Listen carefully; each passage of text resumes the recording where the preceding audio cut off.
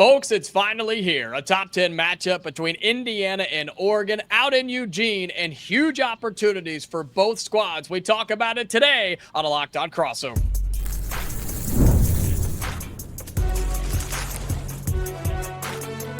You are Locked On College Crossover, part of the Locked On Podcast Network. Your team every day. Welcome in. It is a Locked On crossover of Hoosiers and Ducks. I'm Jacob Goins of Locked On Hoosiers. He is Spencer McLaughlin of Locked On Ducks for the second official time this week. Third time if you want to count the Big Ten squad. And look, I'm ready for this game to get here because this is just too much of us on the airwaves. But we're excited to talk about the Hoosiers and the Ducks. This crossover episode today is brought to you by Mazda. Like our players, we sweat every detail because when you make every move count, pulling off the unexpected like Indiana will do against Oregon is only the beginning. Stay tuned later for highlights in this week's Moving the Game Forward Mazda Move and Be Move. We'll make our game predictions, plus talk about what's there for the winner, for the loser, what's next after this game, key players and matchups. But Spencer, we've previewed this game all week long. People are talking about it. It's the nation's biggest game of the week. It's the Hoosiers and the Ducks. Yeah, it's an exciting opportunity, to be sure. It's a big chance for Indiana. I don't mean that in a patronizing way. You know, they have not beaten what a lot of people see as a tier one brand in college football, and I have given them their flowers over on Locked On College Football, and my top 25 has Indiana in the top 5 because of the manner in which they beat Illinois. You can't look away or disregard Indiana if they go to Autzen Stadium and win. They would be just the second team since Dan Lanning arrived in Eugene to win at Autzen Stadium. The national champions lost at Autzen last year. It has been a great home field advantage no matter who's been the head coach, but Dan Lanning has taken that and really run with it. There have been some big games played here. Game day for Ohio State last year, game day with UCLA, how the mighty have fallen, by the way, in 2022. A big game against Utah in 2022 as well. You know, the list goes on, but this one is certainly up there. Anytime you've got a top 10 team coming to town, it's a tremendous opportunity for Oregon to bolster their resume, prove that, you know, to those who think, oh, see, Penn State's a fraud, they're not any good. Well, all right, they can't all be frauds, right? Like if you beat 2 top 10 teams in a row, I think it would say a lot about where Dan Lanning has his program right now in year 4 after coming over from Georgia, and he's done a great job, and this would just be another boy. I think more than anything, if Oregon winds up winning this game, especially if they do so comfortably, like if they cover that 7.5 point number, win the game by 10 to 14 points, I think Oregon fans once again will just be saying, man, we got the right guy in charge. Look, Dan Lanning is a great coach, and the fact that Oregon's been able to keep him, and I think will keep him for the foreseeable future, there's no reason for him to go anywhere, especially with Oregon now being a He top turned down the Alabama job. Yeah. Alabama was highly interested in hiring Dan Lanning to be their head coach. I have that on good authority, and Lanning said, we saw the video that he put out. He's good. I mean, why would you, right? You're one of the best teams in the Big Ten, and you're in the P4 conference now. You're good to go, and that's why Oregon is such a good team, a good program, and a tough place to play. And it seems like, though, Spencer, and you alluded to it there a little bit, so many people are talking about the opportunity for Indiana, right? Indiana can go and do this and do that and earn the respect, and I do think the Hoosiers have the chance to do that, but I'm glad you brought that up, that Oregon can get a big win for their resume too, because who knows what happens to Penn State from this point on. They could be 8-4, 7-5, 9-3, who knows, right? But if you beat Indiana, the Hoosiers are still a good football team, and I think will still go on and win most of their games. This is a resume builder no matter who wins it, right? Yeah, it definitely is. It's one that, with both teams being undefeated right now, as long as no major injuries happen or there isn't some cataclysmic fall off. Nice word.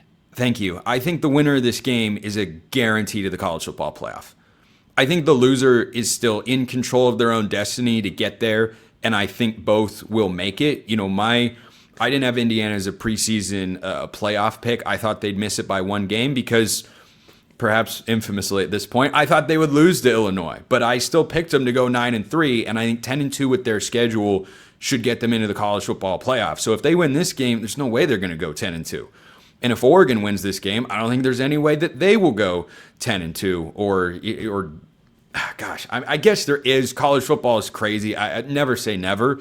Sure. It's just that when you look at what these teams have done, what they're capable of, and then what this win will mean for you, like that's the dual element of this to me, is it doesn't just show, what you're capable of, but it gives you that win because I think the other team is also that good that I just don't see how you could make how you could miss the playoff if, barring an injury to one of these starting quarterbacks who are both great. And I also want to say, I love this coaching matchup. It's awesome. It's fantastic. I think it's phenomenal. I think you have two of the 5 to 8 best coaches in all of college football, and frankly, I don't know how low Cignetti can go outside of the top 5 on the list. Indiana is playing on College game day in his second year. Billy Napier could never. And you're talking, I think, from several aspects here, from game planning, motivation, in-game coaching, in-game adjustments. Like, he just does all the right things. And I remind people, he comes from the Saban coaching tree. He's old school, man. People make fun of his age. That's fine, but he's old school. And that's what Indiana needed. And it's clearly working, right? And you've got old school versus new school. And again, I love Dan Lanning. I think he's an incredible coach, and he's going to be at Oregon for a long time. But yeah, I'm with you. You've got two dudes going at it who are some of the best in the game of college football, and it could come down to that. It could come down to a coaching decision or a matchup here or there, which we're going to talk about in just a few moments, and all of that is coaching. But I'll remind people, Indiana's 2 losses last year against Ohio State and Notre Dame, they didn't get out-schemed. They didn't get out-game-planned or out-coached. They just got outmatched. They were out-talented. It was clear with the Buckeyes and the Fighting Irish, who played for the national title. They were just better than Indiana. This is a game this week for Oregon and Indiana. The Hoosiers are closer to Oregon than they've been against a top 10 team in a long time in terms of talent. It comes down to coaching and execution this week and on Saturday in Autzen, and I think Indiana has every chance to do that, Spencer. It does. I still think there's a talent edge for the Ducks here. But it's a lot smaller than people think. I think it's a lot smaller than last year, because when you say what people think, what I assume you're referring to is those who are going to, call back in their minds to the Notre Dame game and the Ohio State game and say, oh, yeah, see, they weren't even close. No, this team is more talented than that. That much is clear. With the guys they brought back, the guys they brought in, and just the way they've played this year, last year's Indiana team was really good. I think if they'd played this year's Illinois team, they would have won the football game. I don't think they would have won the game 63-10. Maybe they would have only won it, 38-17 or something like that. I think that they have definitely made strides in a number of areas, particularly up front. I heard this stat from Oregon's radio analyst Mike Jorgensen earlier this week. Indiana, through 5 games, Jacob, has generated 49 tackles for loss. That's a crazy stat. Yeah. It doesn't matter who you're playing. That's a testament to the talent, the game plan, and the execution week in and week out. That's about 10 negative plays generated per game on average this year. And a lot of those came against Illinois, who is a good Big Ten team. They're not great, but they are good. I think they get blown out by Ohio State this week. But I just think that for Indiana, their defense cannot be overlooked. I think when people have a first impression of Indiana, it's the offense, because they throw the ball so well. Yep. And it should be.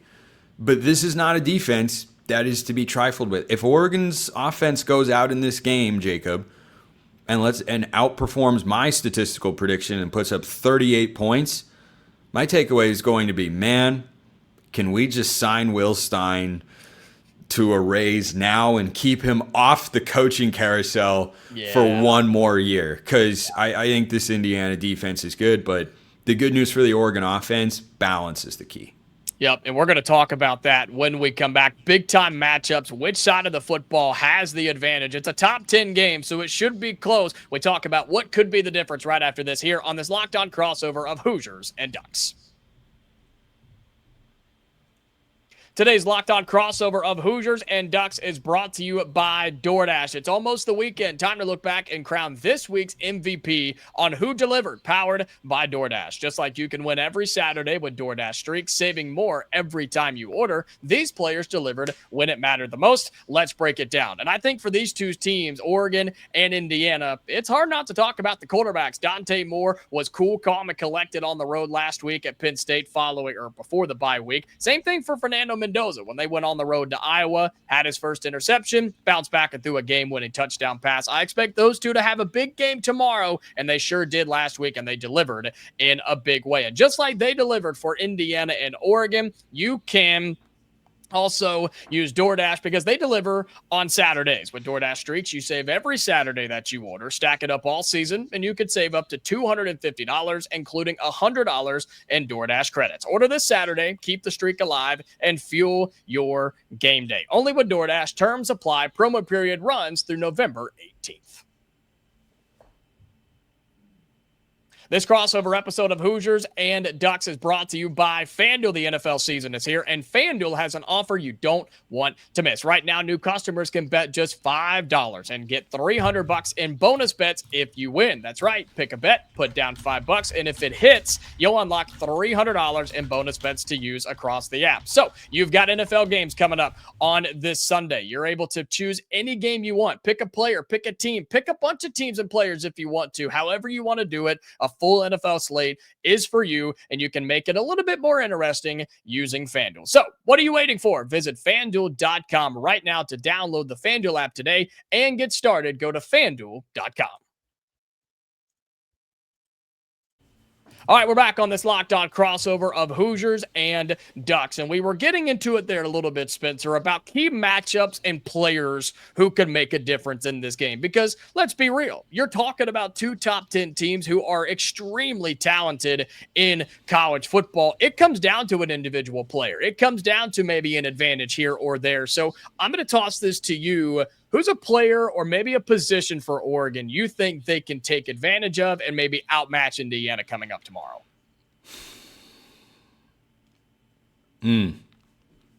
Are you stewing because there's so many options? Is that what it is? Oregon's I think I can talk myself into a number of different matchups. I don't think there's one that sticks out to me as, oh my gosh, Oregon is going to expose Indiana so much here. They're just. See, I thought you would pick the defensive line. To be honest, that's where I start. Like that was my inclination, but then I was like, oh, what about the secondary? They've been really, really good this year. Oh, Elijah Surratt's really good. I think the individual player matchups are fascinating, and I am going to land on what I have said is, all offseason and into the year is Oregon's best unit. It's the defensive line. And Dante Moore has played incredibly well at quarterback, but he's a player, not a unit. The best group Oregon has is up front. When you go watch that Penn State game, that was the group that won it for him. And you know what? If you're going up against a great offense like Indiana has, and they can hurt you in a lot of different ways, the best way to keep an offense in check is be disruptive up front, like Iowa was. So I don't know that there's this huge gap of, man, I think Oregon's going to have 5 sacks and 9 tackles for loss, and Indiana's running for 2 yards. No, I'm not making that particular prediction. Okay. I do think that if you tell me before the game, a time traveler from the future comes back and says, hey, Oregon's defensive line, they win the battle, I feel wildly confident that Oregon will win the football game. Amari Washington and Bear Alexander and Mateo Uyunglele, amongst a host of others, Tatum Tuioti and Aiden Breland. Scares me, man. I know he's second level. On the back end, he made the game-winning interception against Penn State. They use him like Caleb Downs is used at USC. He's that kind of talent. Nobody's Caleb Downs, but he is built in that same sort of mold that he makes plays at all 3 levels. I've loved what I've seen from Oregon safeties so far this year. So, I think you start with the defensive line and say that's a really critical matchup, because when I watch Indiana's offense, you can correct me if I'm wrong, they're at their best when they actually are really balanced, because it makes their RPO game so dangerous when the linebackers and safeties have to respect the run, get eyes in the backfield, and then they hit you behind. Boom, you can get burned for an explosive. I think that's really important. So for Oregon up front, Do I think they're better with their D-line than Indiana's offensive line? I do. Do I think they're going to make it look like the Oregon State game or Northwestern? No. I think Indiana's offensive line is too good for that. I do think it can look like the Penn State game, and that's what I want to see. For Oregon's defensive line, can you keep Indiana under 150 rushing yards? Can you make Fernando Mendoza uncomfortable in a number of spots as they did? And I talked about it at the time. There were a lot of situational moments that didn't necessarily show up on the box score as anything but Drew Aller incomplete pass. And you watch the film and go, oh, that was the defensive line. That's what I want to see from the Ducks up front in this game. They're deep, they're talented, and like Indiana, they're rested as well. Yeah, I look at Indiana secondary, not necessarily as the position I think that's dominant, but one that has to have a good day, because I've highlighted for Indiana folks talking about this Oregon team, 3 receivers over 200 yards and another one with 197. Yes.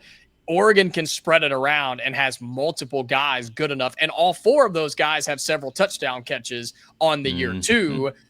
Oregon can pick their poison, and Indiana's good in the secondary, and D'Angelo Pines, your All-American corner, is going to be playing in this game tomorrow, which is huge news that we learned earlier in the week. That's a huge upgrade. He didn't play against Iowa. Yes, Spencer. Yeah, I wanted to make a note on that about D'Angelo Pines because dude's a stud at corner. Pons, sorry. Yep. Not. Look, I know you're thinking about you're a Duck. You think about one pond. You don't go to different ones. You stay home. You stay where you're one pond. You got the home pond. I got it. Yeah.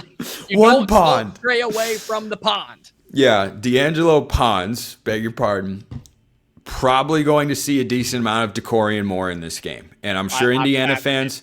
Yep. Yeah, I love this matchup because Dakorien Moore. One of the matchups we talked about going into Penn State was, hey, A.J. Harris is over there, and not only will he be drafted in the first or second round, he could get pulled up like a AAA baseball player to an NFL roster and probably go start. And guess what? Dakorien Moore had 7 catches for 89 yards at Penn State in a game where the Ducks scored 17 points in regulation. And you kind of touched on this. The balance Oregon has is tremendous. Malik Benson was quiet against Penn State, did have a 4th down reception to move the chains. Gary Bryant had a big day. Those 3 guys with Kenyon Sadiq, legit weapons all over the field. But if you want to get down to a 1v1 that I'm excited to see, on that side of things, it's Pons against Dakorien Moore. And on the other side, Brandon Finney, the true freshman, against Elijah Surratt. That's popcorn material, man. Yeah, which is why Indiana's defensive front has got to get after Dante Moore in this Oregon offense, because if you give him time, he's too good. Even as a freshman, he's too good. He showed it against Penn State. He showed it against lesser competition, too. That's why, not just at the front level, but I'm talking guys like Aiden Fisher, your All-American linebacker. You got to get pressure on him. Even if it's not a sack, even if it's not a TFL, just put a little strain on him. Get him outside of the pocket where he's good, Spencer, but how good would you grade Dante Moore when he's not setting his feet and making a play, at least up to this point in the season? He's made some good throws, but with a ton of pressure on the run, do you expect him to make those plays in a game like this? 9.5 out of 10 confidence level for me, Jacob. Okay. I think he's been unflappable so far this year. And, the sack. Nice. I didn't even, that was unintentional. But Jacob's on top of it today. I'm here for it. So, Dante Moore's been so good for a lot of different reasons. But, one of them is the sack numbers. Look up right now how many times Oregon, I didn't memorize it coming into this show. I should have. But anyways, the number of times Oregon has conceded a sack this year has been pretty few and far between. They actually haven't gone backwards a whole heck of a lot in general, which is it still 1? Yep. Yeah, so Dante Moore's stat, yeah. Dante Moore has been sacked 1 time this year. It's against Oregon State. That is not a reflection of Oregon's dominance up front. Don't get me wrong. I love what I've seen from the offensive line. They have been good. But sacks are a quarterback stat as well. You hear this with Caleb Williams in the NFL. Holds on to the ball too long, doesn't get rid of it, tries to dance, runs himself into sacks. Okay, Dante Moore isn't doing any of that. He is playing at a really high, mature level that's allowing his physical traits to come through. And I think that the mesh between Oregon's O-line and Dante Moore has been darn near seamless. He's getting the ball out on time with good reads. They're protecting well enough. And then when they do get beat, which has happened, he's mobile enough to get away, and he's protected the ball in the pocket. You go look at the game-winning touchdown against Penn State. It's a naked boot. He's got denied Dennis Sutton, an NFL D end in his face. What does he do? Just sidesteps him to the left, 2 hands on the ball, keeps it away, delivers a frozen rope, and Oregon goes to win the game. I'm confident in Dante Moore doing literally anything right now. He hasn't shown me anything since he started playing for Oregon that makes me think, I'm worried about this. I got nothing to be worried about. Dude can make every throw on the field, and between the ears, what he needed to do this year, he's done so far. The game has slowed down for him, and he's the Heisman betting favorite for a reason. There's a lot of factors in this game. It's Oregon and Indiana, number 3 versus number 7. I want to talk quickly about the offense in the final segment for the Hoosiers, and then we make our predictions for the Ducks and the Hoosiers right after this here on this Locked On crossover of Hoosiers and Ducks. This Locked On crossover of Hoosiers and Ducks is brought to you by Mazda's moving the game forward for those who believe it's not just about playing the game, it's about redefining it. There are moments that do more than put points on the board. They move crowds, they move culture, and keep moving the game forward. And more so looking ahead to tomorrow on a moment that can move the game forward, or a player, or a play, or just anything that can move it forward. Well, would be Curt Cignetti and the stone cold coach that he is, and have the Hoosiers ready to go and not give in to Autzen Stadium, where apparently it never rains, but it's supposed to tomorrow? Or is it Oregon, who just has a flashy offense with a freshman QB? Could he be the one to move the game forward for the Ducks tomorrow? We're going to find that out, and Mazda is the same way. So when you follow what moves you, the unexpected is only the beginning. And just like there's more to every highlight, there's more to a Mazda vehicle. Mazda, move and be moved.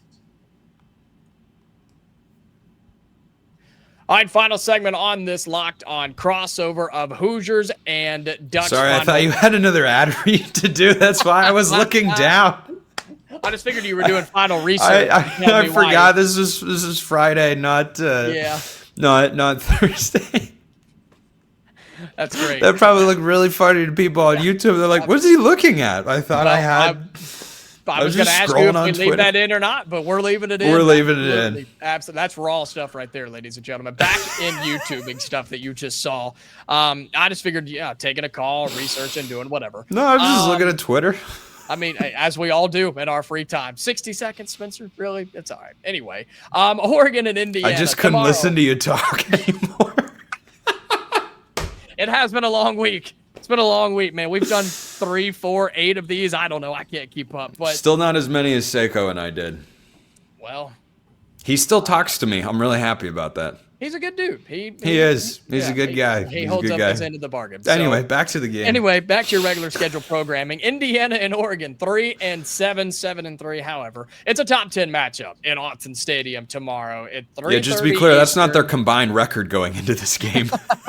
No, what if that was the score, though? Could you imagine? As long as Oregon wins, I'm happy. Fair. I do want to talk about the Indiana offense very quickly before we make our final predictions and then kind of what happens with you win or a loss here. Indiana's offense doesn't seem to be talked about a whole lot this week from folks outside of myself and Indiana people. And people are forgetting that Fernando Mendoza has been, yes, to Autzen before, but in big P4 road games as well. And you're coming off a bye, and so is Oregon. People aren't talking about that enough either. This offense did not look good against Iowa. They got punched in the mouth time and time again, and Fernando Mendoza took a couple of shots as well. If you get in that second and third level of the Oregon defense, that's where Indiana's offense thrives. Elijah Surratt, Omar Cooper, EJ Williams, and look out for the tight end plays as well, Spencer, whether it be Noah or Riley Nowakowski or Holden Stays. Either one of those could be an X factor here. We saw that against Illinois, and I think Indiana could bust things out with that as well. But given all of that, we've got all the context, we've got it all out. It's Friday, the game's tomorrow. It's time to make our picks. We know who we're picking, but Spencer, more so on why. I'll toss it to you, my friend. I just wanted to first point out you sounded like the announcer on the Key and Peele East-West Bowl when you said, don't forget about the tight end. I thought you were about to drop Ibrahim Moises and Hingle McCringleberry. Those videos were so great. So great. So great. They're construction noise. They're they're timeless classics. But no, I like Oregon to win in this spot. I said before the year I thought the Ducks would go 11-1. I thought they would lose to Penn State, and I said all offseason, man, if they win that game, that's a perception shifter for me.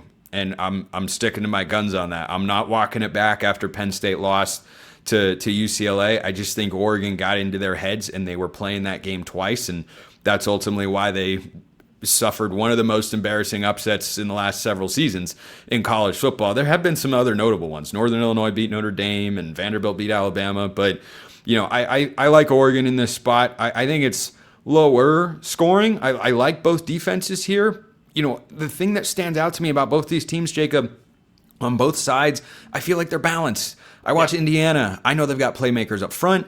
They've got a great linebacker. We talked about Pons at defensive back. And I watch Oregon. I feel the same way. Bryce Betcher's your leading tackler. Your defensive line's incredible. Your secondary's been playing awesome. And then I flip over to offense, and I see a quarterback that's playing well in Dante Moore. I've got running backs who I love in true freshman De'Aaron Hill, Noah Whittington, Jordan Davison in short yardage, like Jaden Lamar sprinkling in some carries in there. I love what I've got a wide receiver. You've got Kenny Sadiq at tight end. The offensive line has played well. The balance, I think these teams are kind of mirror images of each other. I just think Oregon's a little bit better. I like the Ducks 27-17. They beat the Hoosiers, cover 7.5. I'm with you on the lower scoring. I am. I think the defenses will be the highlight of this game, which means which offense can make a play or two, which offense turns it over, and the other team convert on that. And I told you earlier in the week, special teams could be something that plays a huge factor here. And as much as I want to pick Indiana in this game and how awesome it would be and how incredible of a program-shifting win this would be, the Hoosiers are close, but I don't think we're there just quite yet. I like 24-20. That's the score that I'm stuck on, but I like Oregon to score and hold off Indiana late, but that's good enough for me for now. I don't want that to come off as a loser mentality, and I hope it doesn't. Indiana going on the road on the national stage with College Game Day and then this game being televised on CBS and running with an Oregon team that might be the second best in the country behind Ohio State right now, that says a ton to me and gives me a bunch of confidence with the back half of the schedule that is much easier than the front half. So I'm going 24-20, but I am going to pick Oregon to pull this thing out because they are the favorites for a reason. Yeah, one more thing, how I just kind of thought about as you were making your prediction there. For this game, if Oregon wins, it keeps the train on the tracks for this season. If Indiana wins, they're getting a new train. Boom. I love that. Upgrading, if you will. I'm going to leave that as the last thing that I say on this show before the game. I like that. That was good. That was good. That was I solid. liked that. And it's true. It's absolutely true because this would be one of the biggest wins in the program's history. I think it would be the biggest. Probably. Yeah. Being on the road. I mean, legitimately, what would be bigger? They hadn't had a double-digit win season before last year. Right. So that was obviously huge. But, I mean, in terms of caliber of opponent that you've beaten, yeah, it's probably Illinois. And by the way, I don't throw shade on that game. I've been a defender of Indiana after that game against Illinois when people were trying to throw dirt on, Illinois is not good. I'm like, no, I'm not playing this game. I know Illinois is a good team. The fact that Illinois backed it up with a win over a good USC team compared to what my argument has been Penn State. Wonder who predicted that? UCLA. Yeah. Me. I think I did too, actually. I had Illinois. Winning that game. But you also had Illinois in the game before that too, just in case people forgot.